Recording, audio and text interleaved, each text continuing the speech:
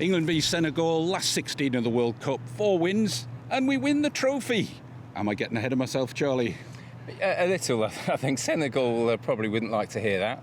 But, you know, you can dream. I think we've got a good chance of doing well. But, look, as we've seen already with Iceland and at this World Cup, take teams for granted and you get knocked out. So I think one thing the last few days has been Gareth Southgate's been drumming this message into the team is do not get ahead of yourself. So I think England will be taking it professionally tonight. There's been quite a lot of talk about the fact Senegal do have a threat on the break, particularly as Miller saw at Watford, but actually a bit dodgy in defence, don't really seem to be a unit. Mendy's not in the best of form in goal. Koulibaly hasn't really lived up to his reputation since he arrived at Chelsea. We can exploit that, surely.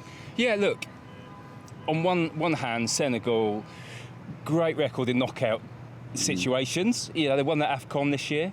Yeah. They knocked Egypt out of the World Cup playoff to get here. Yeah. So they know tournament football. They're probably, if you look at the stats, more successful than England are. But yeah, in terms of the actual players, although we've been here before, we've spoken about Iceland and the last 16 hiccup in the last World Cup. Yeah, Colombia. We should have been home and dry and made it sort of very difficult for ourselves. And of course, there was the World Cup where we were an embarrassment in Brazil. But look, I think this team now, 2 decent tournaments. They know they can go further. I think they'll cause Senegal too many problems, and I think if it does start to go wrong, which could happen, I think they've got the sort of the armoury to throw a bit more at Senegal, providing they don't do something silly and concede an early goal or have a sending off, which there's barely been any in the whole tournament. I think England should be fine, but will it be an easy win? Probably not. But if we do get it wrong, if it doesn't go quite so well and we end up with penalties, there has been quite a bit of talk in the England camp about penalties, how we deal with them, have we got the mental capacity, if you like, to overcome what's happened in the Euros. You were making the point that Jordan Pickford's probably the unluckiest goalkeeper ever because he saved 2 in the shootout final and ended up on the losing side. Do you think we've moved on from that and that we now have the confidence again to win a shootout? Yeah, no, absolutely. I think there's lots of players who want to take it for a start. Marcus Rashford has already admitted that he'd love to take a penalty, and that's what I like. It's not like I'll take one. He actively wants to take a penalty and put it right, and we've got 6-7 other players also that want to do it. Unfortunately against Italy, 3 of our penalty takers weren't on the pitch, but I think they're prepared for it. We've got a keeper that always saves one, so that's where you're glad you got Jordan Pickford and not David De Gea in goal. You've got a keeper that knows penalties, so if it does come to that crunch, I think we'll be all right. Hopefully on this occasion they'll have too much for Senegal, and I'm really looking forward to it. I think it'll be a great experience, a very different game to what we've had at the World Cup. I think Southgate's got this team really in tournament mode now. Well, unusually we have most of the players in form. We're not usually in that situation. There's usually questions about somebody somewhere in the team, and I can't think of anybody who would really say they're not playing well at all. And that's why he's got this sort of unbelievably difficult decision to make, a series of decisions really, in terms of does he keep the midfield 3, in terms of Henderson, there's Mount, there's obviously 4 or 5 different options for up front. Obviously Harry Kane will keep his place, and hopefully he'll score his first goals of the World Cup.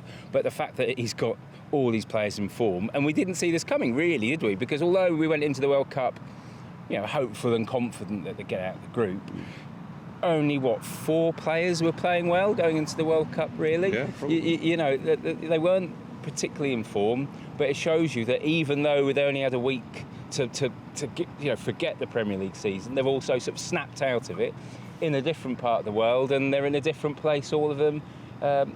Not just Harry Maguire, but looking at Jude Bellingham been playing well, but Stones, you've got Kyle Walker who's come back in, you've got obviously Phil Foden have been playing well. I actually think Harry Kane's been playing well even though he hasn't scored. Declan Rice has not been having a great season for West Ham, been playing really well. Jordan Henderson been getting quite a lot of stick for his performances. He came in the other day and just used his experience. Wasn't eye-catching, but I think you need Jordan Henderson to be there.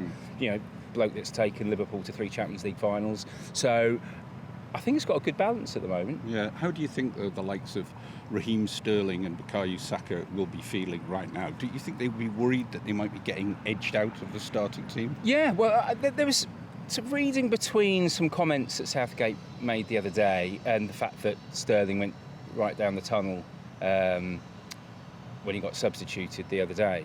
He's clearly got the hump because he's been one of Southgate's favourites, isn't he? And people question the loyalty at the Euros. Yeah. Then he was our best player, and had England won the final, maybe been player of the tournament, Raheem Sterling. But he's obviously had a dreadful spell at Chelsea, and clearly from the other night he decided to change it and give Sterling a rest. So I don't think he can complain. What would be your start? Sometimes we call it dropped. We used to call it dropped. Rested. Now it's just rested. It was definitely dropped. I mean, what would be your team? I enjoyed it. I thought the way they played second half, I thought stick with it. I know it's horses for courses, and there's a feeling that you shouldn't necessarily guarantee a start to Rashford and to Foden, but they're so confident, they're so in the groove.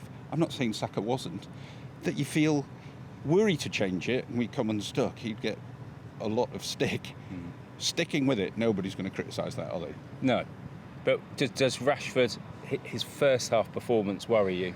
Yeah, well, because interestingly, Jack Wilshere in The Sun was saying about Rashford is that the thing he noticed about him, it's even when he's having a bad game, he's still capable of doing something exceptional. Now, if you watched when he was at Man United, when he's playing for Man United, I think what was happening with him when he was having a bad game, when he got a chance, he was missing it.